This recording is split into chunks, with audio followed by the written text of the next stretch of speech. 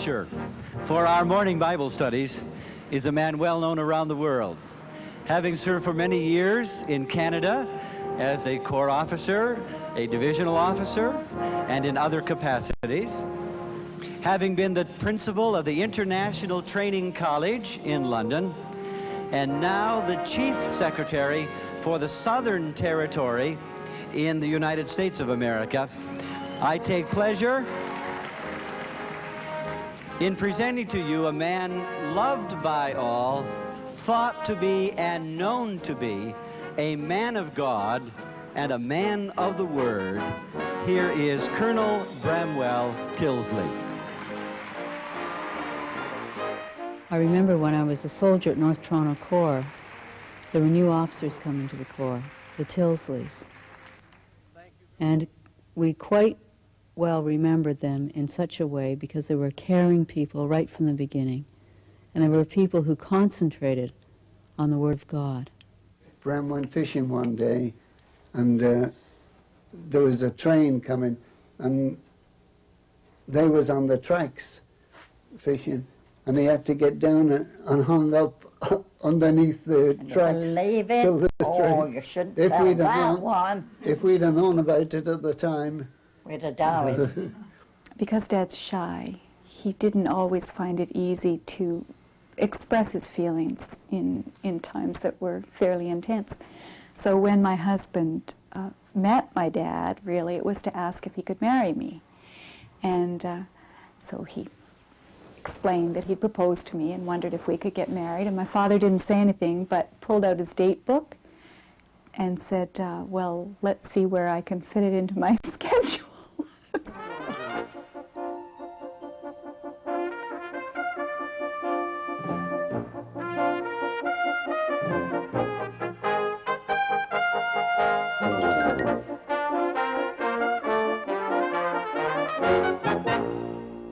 Salvation Army officers, when we signed our covenant before commissioning, one of the key phrases in every Salvation Army covenant is this: I will live to win souls and will make this the first great priority of my life.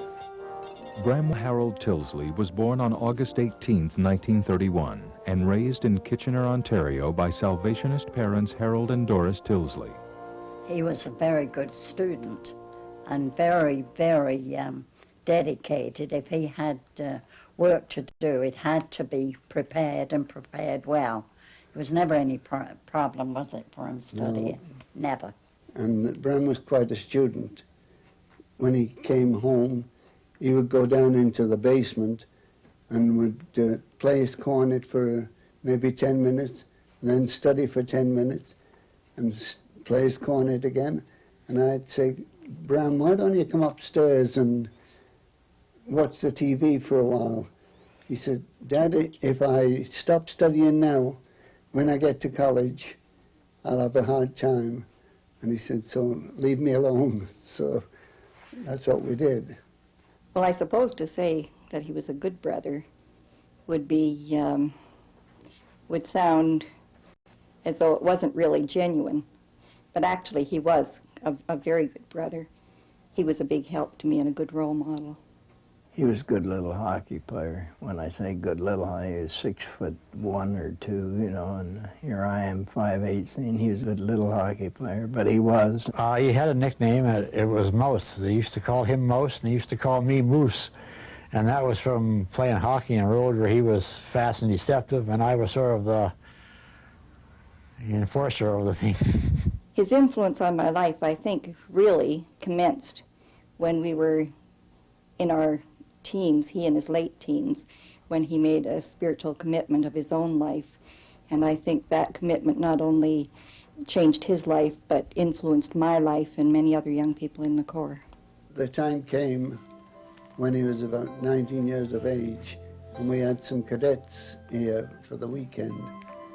And Bram went forward and gave his all to God at that time. From then on, he's been a different person.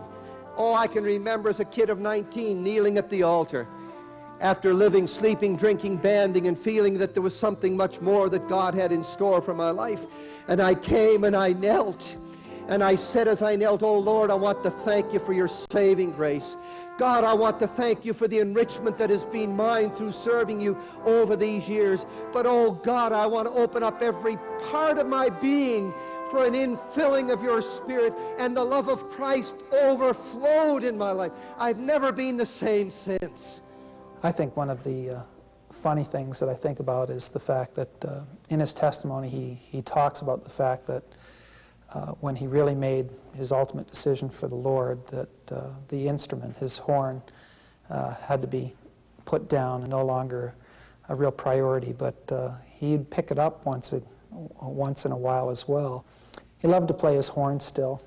It was funny sometimes. He'd pick up the cornet and be walking around his house in his pajamas playing cornet solos, so I think that there was an element that while he wanted to put it down, there was still a sense that he liked to pick it up once in a while as well and just remind himself that he could still play pretty well.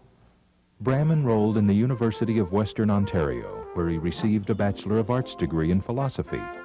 He married Maud Pitcher, a young girl and registered nurse Bram had been active with in his corps. Together, they entered the Toronto Training College, where they were commissioned during the Swordbearers session in 1956. She's a people person. If you see her at the end of a meeting, you'll discover that she has a job to get away because she wants to mingle and she wants to talk with people, and particularly to address herself to anybody who maybe has some particular needs or problems or anxieties. You'll find her always responding to that kind of a situation. When I was young, I would have said Mom and Dad were very different. My dad was very quiet, very reserved, and I can remember in those early years my mother encouraging Dad to be more outgoing and to be more social, because she's very gregarious, loves to be with people. I think as they have grown older, they've grown more alike. The Tillslys served in corps, training college, and divisional appointments in Canada. In 1971, Bramwell Tillsly became training principal in Newfoundland, and 3 years later, training principal in the USA Eastern Territory.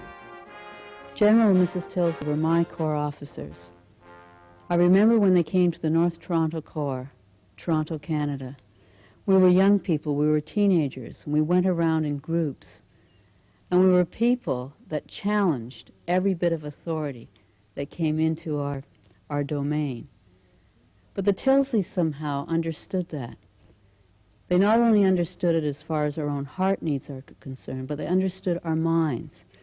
And very often General Tillsly would give a message on Sunday morning or Sunday evening that would make us think and ask questions. I remember one evening, and again, I was probably about 12, maybe 13 years of age. And I do remember my dad kneeling in his office and weeping that particular evening and not really understanding why he was crying, and going into his room and just asking him what he was crying about. And I recognized at that point, after he talked to me, that he was actually just crying for his people. In 1977, Tillsly returned to Canada as Provincial Commander for Newfoundland, Divisional Commander for Metro Toronto Division, and then Training Principal of the William Booth Memorial Training College in London. His appointment as Chief Secretary, USA Southern Territory, followed until 1989, when he was appointed Territorial Commander of the Australia Southern Territory until his appointment as Chief of the Staff. Anybody that knows my father and, in addition to that, my mother, know that their whole life and everything they've tried to do has revolved around the Word. And that was so evident as a family growing up. I never felt pressured to, certainly never to be an officer, not to be a Salvationist. But I did feel that it was vitally important for all of us to realize that if God was first, everything else would have a way of working out. In 1993, a prayerful High Council convened to appoint Commissioner Bramwell Tillsly as the 14th General of the Worldwide Organization of the Salvation Army. When we first heard that Bram was elected general, I suppose my first reaction was one of surprise. when I called my mom and dad, and my mom answered, and I asked her how she felt, she expressed shock. We just couldn't take it in.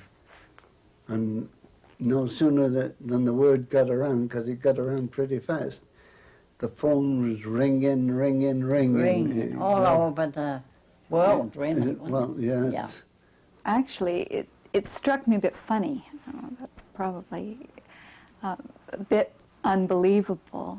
And when I phoned my husband to tell him, I said, I think this is what Mom said. And, but I wasn't quite sure if I dreamt it. So. Bram did not go into the High Council with a desire to be general. He went in with a supreme desire that God's will should be done for the Army. And the fact of his becoming the general was incidental to that desire. When I think of Mom and I think of her role, she's such a people person that hopefully the Army will even come a bit closer together. I, as a Salvation Army officer, base my life on the Word. And when he speaks and when he gives the Word of God to the people, he somehow is able to relate it in such a way that not only are we comforted, but we are challenged at the same time. And I believe he is a man who is going to allow the Salvation Army to grow because of the Word being an ever-changing factor in each one of our lives. And that gives me encouragement. God moves in His people as we allow Him to move, speaking over the ages of men and women who have set themselves apart to know Him, each building upon the work of the former, each lighting the way to sacrifice, service, and the perfect will of God.